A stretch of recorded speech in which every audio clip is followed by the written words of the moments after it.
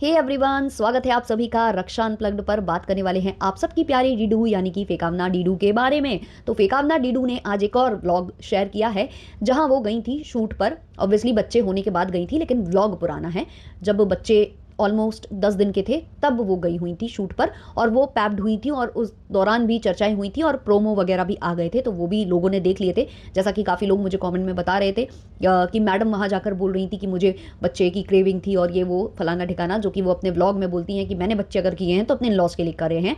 तो वो तो दीदू की देखो आदत है ना, कभी कुछ कभी कुछ कभी कुछ, ऐसे ही तो पकड़े जाते हैं। मतलब इनको कोई भी एक्सपोज करने आता नहीं है, ये स्वयं एक्सपोज होते हैं, ये खुद ही अपने जो स्टेटमेंट्स हैं ना उनसे एक्सपोज हो जाते हैं। खैर, तो हम बात करने वाले हैं फिलहाल ये जो लुक्स इनके आए हैं, जो आज वाला इनका लुक है और जो इन्होंने शूट कल इन्होंने जो व्लॉग शेयर किया था जिसमें ये वो गाने का शूट कर रहे हैं, उन दोनों लुक्स में अगर आप डिफरेंस देखो तो ज़मीन आसमान का अंतर है। कल भी मैं जब इनके लुक पर डिस्कशन कर रही थी तब मैंने क्या बोला था कि जो इनकी मेकअप आर्टिस्ट हैं पीतू, वो बहुत अच्छा हेयर स्टाइलिंग करती है इनका। और जब जब इनसे तैयार होकर इनसे हेयर स्टाइल करा कर हमारी दीदू निकली हैं तो दीदू अच्छी लगी हैं। तो वो जो हेयर स्टाइलिंग थी वो तो बहुत ही वाहियात थी। कपड़ों की स्टाइलिंग भी पता नहीं कौन से ज़माने की थी, और वो जेंजी बनाने के चक्कर में दीदू को इन्होंने सब कुछ बर्बाद कर दिया था। तो वो सब कुछ ना मैं डिस्कस करने वाली हूँ यहीं पर डिटेल में कि मतलब क्या डिफरेंस है और क्या क्या मैंने नोटिस किया है। तो शुरू करेंगे, उससे पहले like share subscribe high P सब कर देना। और आपको अगर ये कुर्ती वगैरह कुछ का भी लिंक चाहिए हो, माइक का लिंक चाहिए हो, तो मैं टैग हमेशा कर रखती हूँ यहीं पर, तो आप लोग वहाँ से जाकर प्रोडक्ट्स देख सकते हो, पसंद आए तो ले भी सकते हो। चलिए शुरू करते हैं।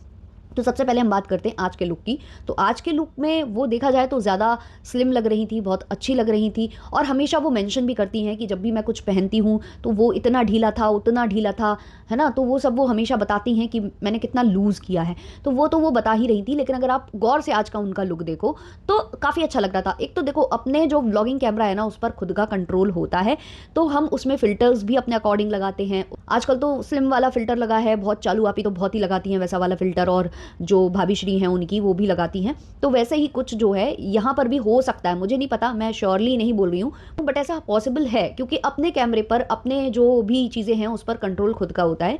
जब दूसरे के कैमरे पर आप दिखते हो या दूसरे के चैनल पर दिखते हो ना, तो वहाँ आप अलग दिखते हो। अब आप इस शो के फुटेज भी देखोगे ना तो उसमें भी आपको क्लियरली दिखेगा कि कितना ज़मीन आसमान का अंतर है। क्यों? क्योंकि ये जो है ना, इधर पर प्रोडक्शन अच्छा खासा बैठा है, मतलब अच्छा खासा इन्वेस्टमेंट किया गया है। प्रोडक्शन का मतलब तक लोगों को नहीं पता है। लोग कमेंट सेक्शन में आकर बोल रहे थे कि आप जाकर प्रोडक्शन का काम कर आते। प्रोडक्शन का काम करके आते मतलब क्या? प्रोड्यूसर्स होते हैं वो पैसे फेंकते हैं या कोई ढूंढते हैं ऐसे व्यक्ति को, जो डायरेक्टर और जो भी क्रिएटर्स होते हैं वो देखते हैं जाकर कि कौन इन्वेस्ट कर सकता है। तो अच्छे इन्वेस्टर्स नहीं ढूंढ रहे हैं और सस्ते सस्ते में काम कर रहे हैं। और अगर हम एज अ व्यूअर उसको देख रहे हैं, हमें नहीं पसंद आ रहा, तो हम तो वही कहेंगे ना कि प्रोडक्शन की वजह से हुआ। दीदू को तो ब्लेम नहीं किया ना किसी ने, मतलब दीदू को सपोर्ट करने के लिए आप प्रोडक्शन वालों को भी सपोर्ट करोगे, उनको जिन्होंने भद्दा दिखाया है उनको भी सपोर्ट कर जाओगे आप लोग। भाई खा लिया करो थोड़ा सा अन्न वन्न, कभी कभी ऐसे उल्टा फुल्टा कुछ भी मत खा लिया करो, कभी कभी अन्न खाया करो। खैर, तो यहाँ पर आप प्रोडक्शन का डिफरेंस देख सकते हो क्योंकि यहाँ पर लाइट की व्यवस्था, हर एक चीज़ की व्यवस्था थी भाई। वहाँ पर वैनिटी वैन्स वगैरह सब कुछ प्रोवाइड किए गए थे, और उस वजह से ना सब कुछ अच्छा ही जाता है, अच्छा ही ऐसे में निकलता है। आप एक एसी की जगह से निकलकर दूसरे एसी की जगह में बैठ रहे हो, वहाँ आप पूरा शूट कर रहे हो, तो वो ज़मीन आसमान का अंतर आ जाता है। प्लस आपके आउटफिट भी कई बार आपको उस तरीके से दिखाते हैं, जैसे कि आपने इनका वो जो कमरिया वाला डांस था, कमरिया वाला जो सॉन्ग था, अगर आपने वो देखा होगा, तो अगर आप ये वाला सॉन्ग देखो जो अभी कल रिलीज़ हुआ है और वो कमरिया वाला देखो, दोनों में आपको इसमें भी ज़मीन आसमान का अंतर दिखाई देगा। तब भी मैडम ने वेट लूज़ किया था और तब मैडम कितनी अच्छी हॉट लग रही थी उस गाने में। स्टार्टिंग में अगर वो जो लहंगे वाला सीन है, अगर टब वाला आप भूल जाओ, तो वो काफ़ी अच्छी लग रही थी उस सॉन्ग में। लेकिन अगर आप ये वाला देखो तो इसमें तो ऐसा लग ही नहीं रहा है कि मैडम ने वेट लूज़ किया है। मैडम बहुत अजीब सी लग रही थी कुछ कुछ कपड़ों में, तो बहुत ही वो अजीब, वेट भी ज़्यादा लग रहा था, मतलब उनके चेहरे पर स्वेलिंग है ऐसा भी लग रहा था, क्योंकि धूप में तपा रहे थे उन लोगों को। इनके लिए चाहते तो अगर आपको इतनी गर्मी में शूट करना था तो इंडोर वाले शूट भी कर सकते थे। बहुत सारे ऐसे इंडोर सेट होते हैं जिसमें अगर आप आर्टिस्ट से काम करवाओगे तो आर्टिस्ट को भी इतना ज़्यादा ना सफ़र नहीं करना पड़ता है, और उनके लुक्स में भी ऐसे बर्बादी नहीं आती। आप सिंगर होते हुए खुद तो मतलब इंडोर में कर रहे हो जहाँ एसी वगैरह सब चल रहा है ताकि आपको कोई प्रॉब्लम नहीं आए, लेकिन जो आर्टिस्ट है जिससे आप डांस करवा रहे हो उसको धूप में झोंक दे रहे हो, तो ये कहाँ की समझदारी है। और धूप में झोंकने की वजह से क्या हुआ, आपका आउटकम भी उतना नहीं अच्छा निकला।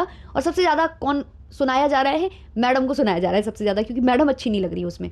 मैडम जेंजी बनने की कोशिश कर रही हैं, लोग बोल रहे हैं, क्योंकि भाई उनका जोर कितना ही चला होगा मैडम का, क्योंकि कपड़े भी प्रोडक्शन के साइड से, मेकअप भी प्रोडक्शन के साइड से, है ना। हेयर स्टाइलिस्ट उनका अवेलेबल नहीं होंगी, पीतू कहीं गई होंगी, वरना मैडम इतना तो बोल ही सकती थी कि मेकअप वाली और हेयर स्टाइलिस्ट मैं लेकर आऊँगी, ऐसा कुछ मैडम बोल सकती थी। मैडम खुद मेकअप भी अच्छा कर लेती हैं, ऐसा नहीं है, मैडम ने कई बार खुद भी किया है।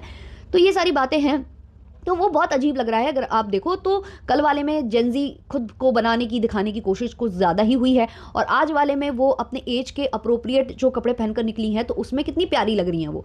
इवन जो भी प्रोमोज आए हैं उसमें भी अच्छी लग रही हैं। जब पैप्ड हुई थी तब थोड़ा थोड़ा वो धूप वाला जब वो दिख रहे थे तो काफ़ी ज़्यादा उनके पोर्स विजिबल थे, बट ठीक है, वो एज के हिसाब से होता है भाई, सबके स्किन में कोई ना कोई प्रॉब्लम्स होती हैं।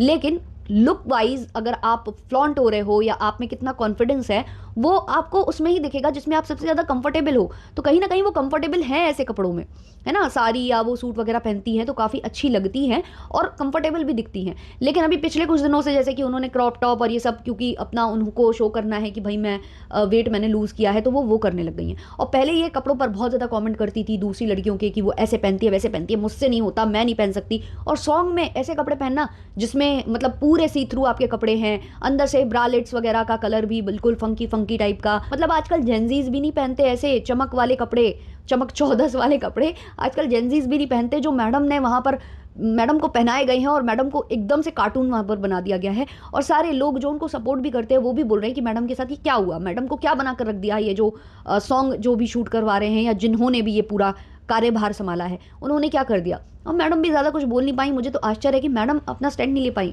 और वहाँ पर ये बता रही थी कि मैंने इतना किलो वेट लूज़ किया है, मैं 80 प्लस में थी और अब मैं 60 प्लस, ऐसे कुछ बता रही थी। वहाँ पर लग नहीं रहा था उनके उन कपड़ों में।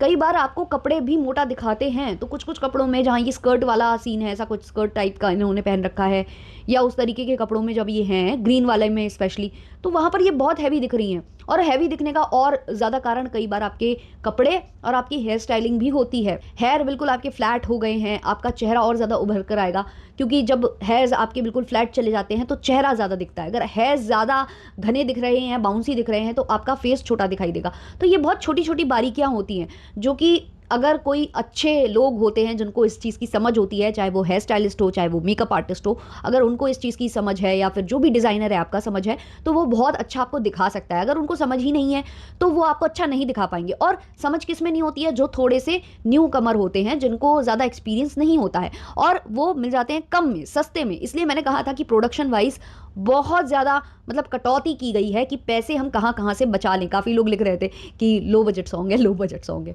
तो इससे ज़्यादा बजट तो मुझे लगता है कि जो मैडम ने कमरिया वाला गाना किया था उसका था, और उसमें ये ज़्यादा बेहतर दिखी थी। कहीं ना कहीं इस गाने को करने के बाद तो ये लग रहा है कि मैडम का और ज़्यादा मतलब खराबी की तरफ इनका चला गया है।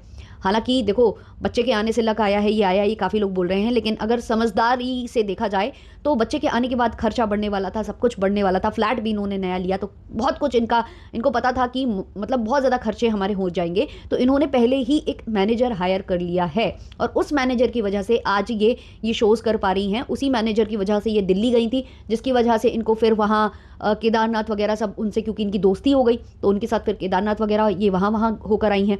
अभी ये जो शो मिला है इनको, ये भी इसी मैनेजर की वजह से मिला है, क्योंकि वो मैनेजर का काम ही ये होता है कि वो पता करे कहाँ क्या हो रहा है, वहाँ पर वो अप्रोच करे, इनकी तरफ से वो पिच करे कि ये आ सकते हैं आपके शो पर, है ना। तो वो सारे काम ही मैनेजर का होता है कि काम पता करना और अपने जो आर्टिस्ट है उसको वहाँ पर बेचना, उसको बताना कि इनको आप ले सकते हो या वो कितना पेमेंट लेंगे, क्या लेंगे, ये सारा डिस्कशन जो है मैनेजर का होता है। और अगर आपके पास मैनेजर है, अच्छा मैनेजर है, तो आपको काम भी मिलता है। तो मैडम ने और सर जी ने सोच समझ कर मैनेजर रखा था, क्योंकि उनको पता था कि अभी हमें आगे काम की ज़रूरत होगी, हमें काम की ज़रूरत होगी, हमें काम ऐसे मिलता रहेगा और हम काम करते रहेंगे, जिससे कि जो एक्स्ट्रा खर्चे हैं, जो भी बातें हैं, वो निकलते रहेंगे। हालांकि ब्लॉगिंग चैनल है, बट पता नहीं रहता ना कि कब ज़्यादा व्यूज़ आएंगे, कब कम व्यूज़ आएंगे, कब मैडम भड़क कर रेंट वीडियो छाप दें और लोग गुस्सा होकर निकल लें, है ना, पतली गली से व्यूज़ कम आने लग जाए। तो हर तरफ से सोचना पड़ता है किसी भी चीज़ को करने के लिए, चारों तरफ दिमाग लगाना पड़ता है। वो दिमाग लगा कर इन्होंने किया, अब मुझे ये नहीं पता कि ये जो इनको, क्योंकि ये तो इनकी पुरानी फ्रेंड है, जिस हिसाब से आप इन लोगों के आपस में बातें सुन रहे होगे तो लग रहा था कि काफ़ी ज़्यादा गहरी दोस्ती है। तो दोस्ती यारी में आपने किया है अगर, तो एटलीस्ट वहाँ पर इतना तो बोलना बनता था कि ये क्या कर दिया आपने, ये क्या ही कर दिया है हमारे साथ। तो वहाँ ये नहीं बोल पाई। अब मैनेजर के थ्रू अगर मिला है तो मैनेजर को खरी खोटी फिर बहुत अच्छे से सुनानी चाहिए कि भाई पहले से डिस्कस कर लिया करो, ये सब मुझसे नहीं हो पाएगा, ये मैं नहीं करूँगी। अब पर्सनल अभी हेयर स्टाइलिस्ट और ये सब पर्सनल हमेशा लेकर घूमना, 24 घंटे वाली हायर करके हमेशा के लिए रखना, वो तो अभी नहीं पॉसिबल है इनके संग। लेकिन जितना है तो वो इस तरीके से बहुत प्लानिंग के साथ ये लोग चल रहे हैं। स्पेशली इधर पर जो दिमाग होता है वो हमेशा इनके हस्बैंड का होता है, तो ऐसा है। तो अब आप लोग बताना कि कल वाला जो जेंजी लुक था और आज वाला जो मैडम का जो लुक था उसमें आपको कौन सा ज़्यादा अच्छा लगा है, वो ज़रूर आप लोग शेयर करना। और बहुत लोग ये बोल रहे थे कि अब मैडम के बच्चे कहाँ हैं, दोनों निकल आए शूटिंग पर, ऐसा का कॉमेंट मुझे आया है। तो मैं ये बता दूँ, क्लियर कर दूँ कि ये बच्चों के आने से पहले का शूटिंग था जो इन्होंने कल व्लॉग शेयर किया था, और जो आज इन्होंने शेयर किया है वो बच्चों के आने के 10 दिन बाद का है। मतलब ठीक 10 दिन बाद का ये व्लॉग है। इन्होंने मेंशन भी किया है सेट पर कि 10 दिन हुए हैं मुझे माँ बने हुए। तो ये था मेरा आज का पॉडकास्ट, ज़्यादा लंबा नहीं खींचूंगी इसको, क्योंकि जितनी बात थी वो छोटी सी ही बात थी। चलिए मिलते हैं नेक्स्ट पॉडकास्ट में जल्द से जल्द, तब तक के लिए बाय बाय।